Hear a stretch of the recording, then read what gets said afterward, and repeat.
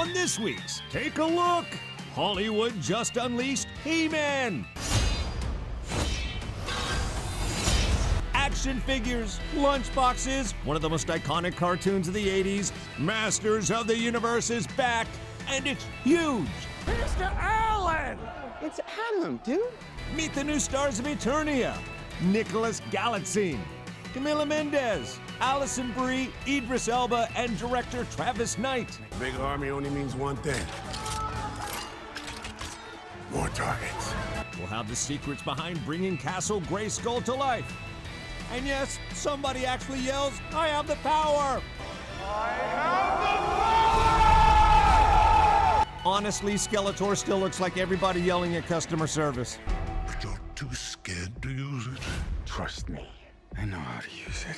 It's a Masters of the Universe takeover. Let's take a look! That's right, it's our Masters of the Universe half-hour special, and look at me! I've gone evil! Actually, I'm conflicted. I've got a He-Man sword, technically not even a He-Man sword. And by the way, that's metal. I shouldn't be slapping this around. It's not plastic. I am in the Bone Throne. Technically, that's what the fans call it. I know it's probably called the... Let's just call it the Bone Throne. Regardless, the movie is amazing. It's heartwarming, it's hysterical, and dare I say, one more time, hysterical. That's what surprised me the most. It's directed by Travis Knight. You might know him as the son of Phil Knight, or maybe because he's already a prolific director, creating an empire of his own, especially with this movie. We talked. All right, let's jump right in. This movie would not be happening, my opinion, but many others, without this guy. Thank you so much for bringing it. Oh, thank you. I appreciate that. So I've been to every film festival for the bulk of my life, seeing Academy Award-winning filmmakers introduce their film. I have never seen any filmmaker engage the audience and wrap up what they're about to see and have people leaning in like you did before frame one even rolled. Oh my God! Wow, that's nice of you to say. Yeah, look, you want to set the tone for what people are about to see, and to me, it's a real privilege to be able to speak to the audience, because generally you don't have a chance to speak to the audience. You know, the work speaks for itself. Sure. But it was last night at the premiere. It was an opportunity for us to connect with the people who with what they're about to see, and I'm glad you enjoyed it, because it was fun to chat with them. And you've got diehard fans in there, right? And then other movie critics that are like less than human, but then also the plus ones that might not even care less about it.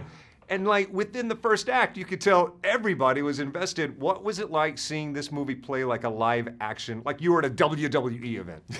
Well, look, it's one of the things that I love about the cinema. You know, I've been a cinephile my entire life. My parents were cinephiles. You know, they would go to the movies all the time, and they would drag me along with them, no matter how inappropriate it was.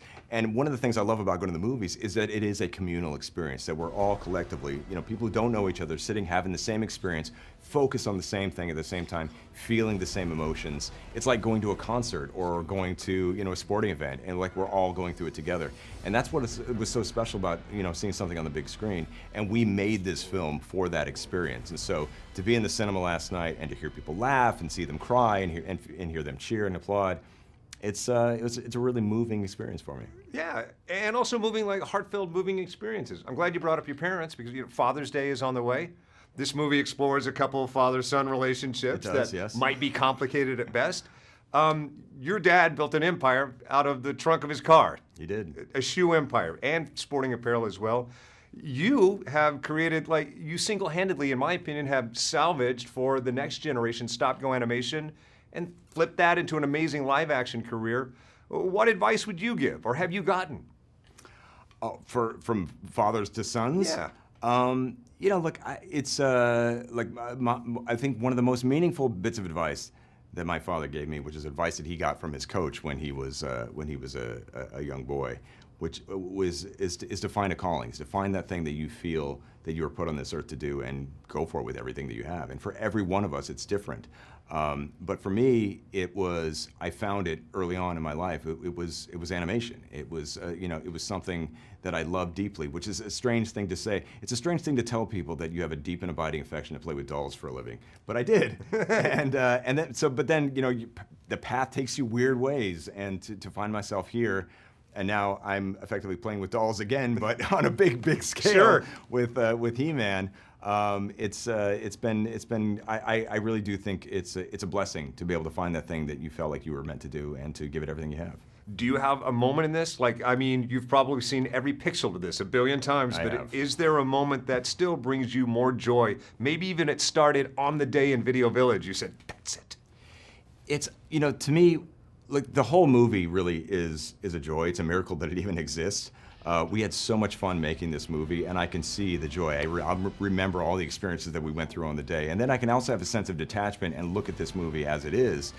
There are a handful of moments that are really meaningful for me. I think one that's most meaningful is when Adam transforms into He-Man for the first time. And I will never forget the day that happened when Nick said that incredible incantation bellowing at the top of his lungs. You could have heard a pin drop on the set. Everyone was just sitting there with bated breath watching him do the thing. And it was really, really moving for me because, you know, I love these characters growing up, and to see it happen for real right in front of my eyes, it was a wonderful experience. And what magic to see that exact feeling that on the day on the set you saw captured is the exact same way audiences react when it plays back. It was like when people react strongly to that, it is incredibly rewarding. It's you know, we make these movies to connect with people, and when that is effective, when that works, it's the greatest thing that we do. And oh, it does. From a magical filmmaker to an evil sorceress, Allison joins us next. Thank you so much. Congratulations in advance. Cheers, I appreciate that. Why did you send me away? I wanted you to be safe.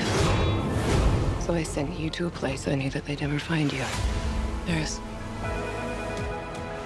This obsession with nerd stuff and sword things, it's not a good look for human resources.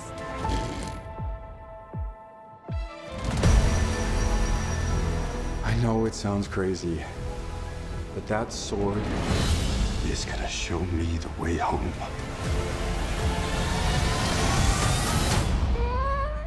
Sir, you can't do that. Don't worry, the sword's mine. Hey, welcome back. It is our half-hour special dedicated to all things Masters of the Universe. Where would we be without Skeletor's other half, Evil Lynn? Allison Brie, good to see you. Good to see you. I want to rephrase that. You're not the other half. I honestly think you're not the right hand. I think he would be nothing without you. You're propping him up. Thank you. She is the brains behind the operation for sure. Skeletor is so volatile. He's too emotional. You know, it's 1 second he's happy, 1 second he's having a tantrum. It's like Evelyn's really there to keep him in check. Which do you think is harder for your character? Keeping the sorcery focused or just not pushing him off a ledge every 5 minutes? The second one, for sure. Yeah? I think she's very annoyed with Skeletor all the time and is sort of bound to him in their evilness. All right, let's talk about you in the real life in connection to this universe. Like, where did it hit you? This is pre-childhood for you. It's childhood for me. You're right, it is pre-childhood for me, but I have memories of watching the original cartoon. And I didn't even realize how deep the nostalgia was until I was watching this movie. And, you know, there's a point in the film where the original He-Man theme song kicks in, and I had chills. I had tears in my eyes, and I thought, oh, I didn't realize that I was so connected to the source material. I mean, I did a lot of research once I got the role. Right. And was like, oh, this is so cool, and Evelyn is an incredible character. But it really was in me. It's hitting me in a deep childhood place. And last night, at that screening, I hope you stayed. Were you a part of that audience? Oh, yeah. That was like being at a WWE live show. The audience cheers. They stood like mid-show to give a standing ovation. It was a great audience. But this movie has incredible fan service.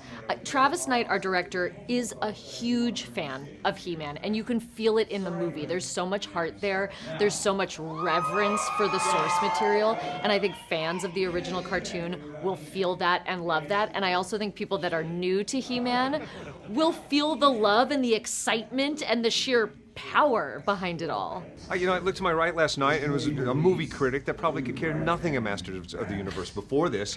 But after Travis's speech, this guy was leaning in, ready for it. I've seen Academy Award-winning filmmakers open their film at film festivals that didn't engage the audience like Travis did last night. Wow. Before the projector even rolled. I mean, he's very charismatic and he cares so deeply about this film, and you feel it.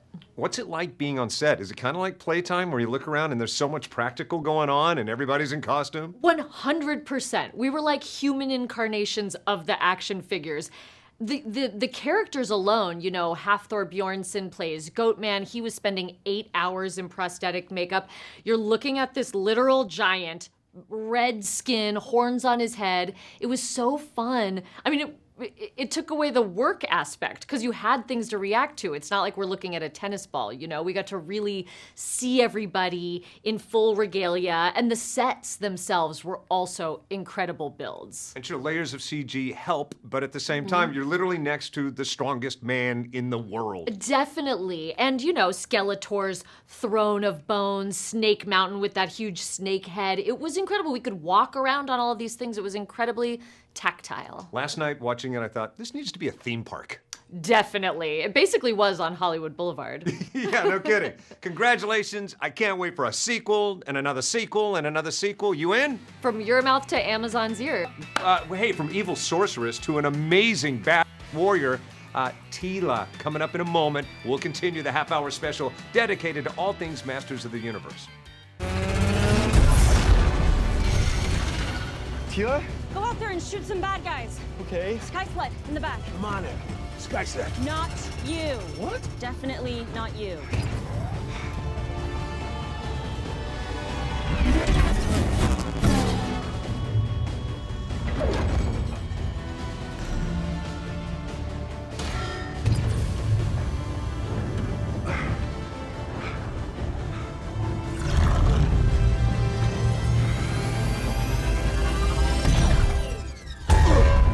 What the? Okay. And we're halfway through our half-hour special dedicated to all things Masters of the Universe, Fierce Warrior. How you doing? I'm good. How are you? All right, I'm looking for bruises. You survived it. They've healed by now. That was a long time ago. You open up a can of it in every other scene, and I thought there had to be days where she said, hey man, Travis, can't we just CG this part? No, actually, I feel like I was so the opposite. I wanted to do everything because it's so rare that you get to be in projects like this, and I felt like it was quite literally exercising a new muscle for me, and so I just wanted to throw myself into everything that they would let me do. With that said, is there a day that you'll remember for the rest of your life? Maybe when the weather changes, a bruise that comes back, or like a bump that you. I'm sure there were. I'm sure there were bruises along the way. Yeah, when you do stunts, you have to be willing to fall flat on your face and get up and do it again, and it was a very, very humbling experience. And at the same time, I'm guessing so much of this was practical, a few layers of CG, but you look around and you think, this is my playground for the next few weeks, months. It's so cool.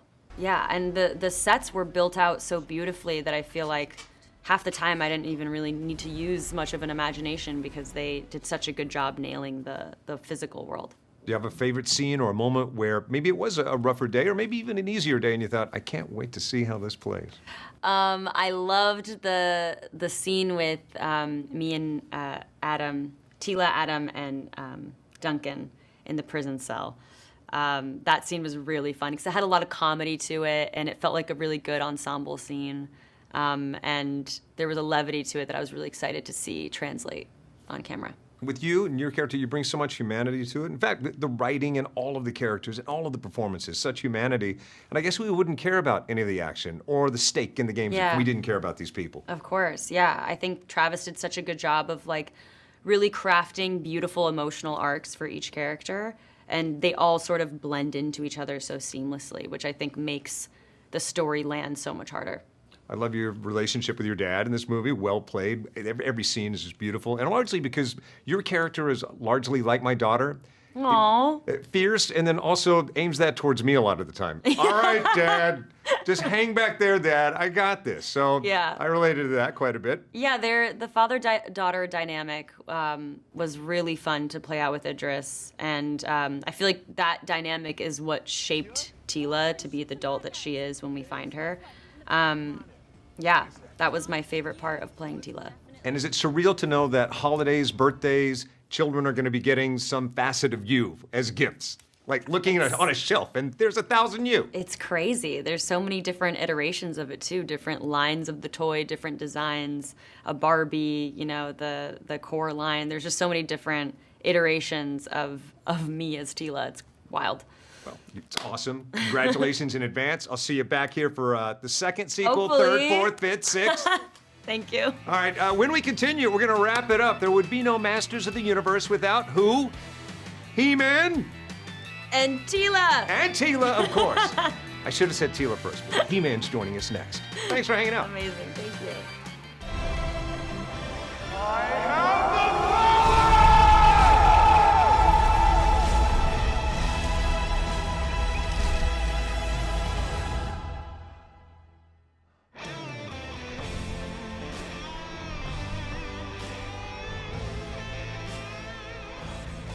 Oh, wow.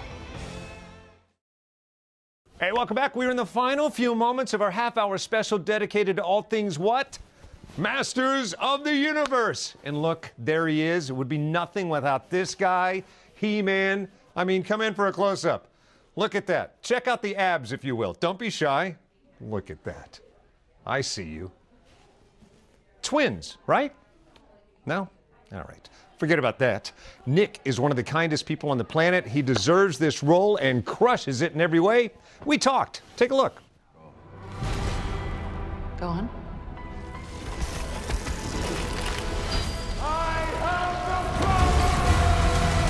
Dude, congratulations. Thank you very much. How did it feel? I saw you last night and was trying to not be the creepy guy looking to get expressions, but I saw you watching the movie with these fans, and it felt like a live experience, like you were in a WWE show. How did that make you feel?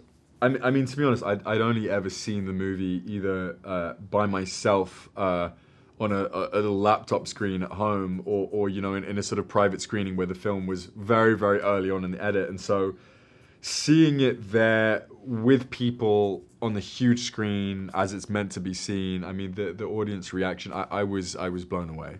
For months, I've been hearing about the culture on the set and that it was just a great time. And not that a film should ever not be a good time, but sometimes they aren't. This movie was very special, I have to say. I think, you know, we had a big crew, a big cast. You know, there's about 400 crew. And I don't think I've ever been on a job in my career where I feel like everyone knew each other from top to bottom. You know, I remember that last day we had on set where everyone gathered in the soundstage, and you know, I remember giving a speech and looking out to everyone and just realized that I'd formed so many amazing relationships with so many people. And so it was just a really special project to be a part of for so many different reasons. It's one thing to carry a movie, but to carry something so iconic, like this isn't just representing cinema, it's representing childhoods of people everywhere that grew up with this. Talk about that. I mean, it's a huge honor. It's a huge responsibility. You know, I'm so thankful to all the people who afforded me the opportunity. I just truthfully, the way I approach all of my work is I just want to bring something very honest to life. And I read this script and I fell in love with the character. And I don't know if in my career I've ever felt such a desperation to play someone and felt like I understood the person so deeply. And so I just hope people love my portrayal as much as I love playing him. Indeed, they will. What about this new generation? Like, well, let's start with your generation. What would I find on your shelf or in your toy chest when you were 8? I mean, I played with a lot of Batman. I was a huge Lord of the Rings fan, so I had a lot of the Lord of the Rings Warhammer and figurines. Yeah. You know, so I mean, I was definitely I had a lot of figurines when I was younger. So the fact that I have myself now, my own iteration, is very surreal. Yeah, it's one thing when you get it and they show you sort of the makeup, but when you're walking through a store and you see 1,000 of you on a shelf, how does that feel? It's I couldn't possibly explain to you how strange it is. I mean, even seeing the billboards all over LA is strange enough. I've seen hosts and presenters interview you and carry in a sword and do silly things. Do you just feel embarrassed for them? You feel sad for them? No, not at all. I feel. I mean, there is something incredibly empowering about carrying a sword and talking about you know, the power, and so I don't feel sad for them. No. I happen to have this old thing. How does it feel? It's technically a back scratcher, but I brought it in just in case you want to step away from the product with the sequel. I'd like to audition for you. Any notes? Well, let's see your iteration. Let's see. I mean, yes, you gotta hold it with power. You know, you gotta feel the power within it. Do you feel powerful? Yeah. By the power of Grayskull, I have the power. I'm worried for my job now at this point. I think that they might recast me. I mean, hopefully, it's a good thing Travis isn't in the room. But, I love you saying that, while at the same time I see 600 people in the room rolling their eyes. Cheers, congrats on everything. Thank you. Thanks Thank you for your very time. much, Sam. Lovely to meet you. Yeah, that was awkward and embarrassing, and probably the best way to end the show. That wraps our half-hour special dedicated to all things Masters of the Universe. Like I always say, see it on the biggest screen possible. Epic action deserves that, and you're going to enjoy it and love it and laugh so much and see it again and again and again and again. Let's see. I guess I'm going to get out of this chair. I'm tired of sitting on the bones. I've not sat on a pile of bones this big since the last time Wingstop had the all-you-can-eat special. Over here at Skeletor, I'm going to turn it back over to you. And you, if you're watching on AFN in 177 different countries and territories worldwide, thank you so much for actually being the true heroes of the world. And then if you're watching on YouTube, don't forget to like and subscribe. Everywhere else, just thank you so much. You know, I started the show saying I might be a twin with He-Man. We know that's not true. I think I have a lot more in common with Skeletor. In the right light, the right bad light, which is typically what I get. Twins! You know what I'm saying? Peace out. Mechaneck. And Ram Man. Hell yeah! And you, Fisto. Mr. Allen! It's Adam, dude. Hey, put your neck away.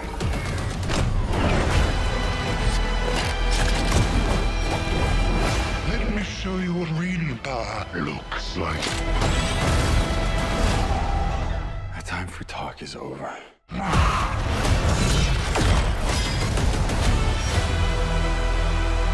you come help me with this?